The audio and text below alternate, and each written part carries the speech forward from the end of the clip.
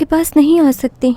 हाँ ठीक है, फिर मैं अपने जादू का इस्तेमाल करके पता लगा लेता हूँ कि आखिर उनको हुआ क्या है। डॉक्टर साहब, अगर मैं उनको उठाकर ला सकती तो ले आती। वो माजूर हैं, अब वो बहुत बीमार हो गई हैं। मैं उन्हें यहाँ ला भी नहीं सकती, क्या करूँ? इसका मतलब मुझे उन्हें देखने जाना लाजमी है। कहाँ रहती हो तुम? यहाँ से 2 ब्लॉक आगे। अच्छा देखो, मेरे अभी 2 पेशेंट्स बाकी हैं।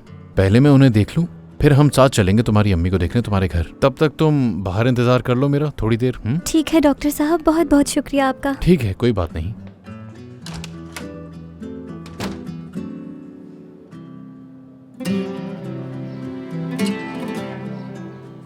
शायद यही वो हालात हैं जो मोहब्बत को मार देते हैं। देखो, अपने इन ख्यालात को मेरी कहानी से दूर रखो। तुम्हारे 18 साल होने में कुछ ही दिन रह गए और किसी ने कहा था कि वाकई तुम्हें मोहब्बत हो गई है।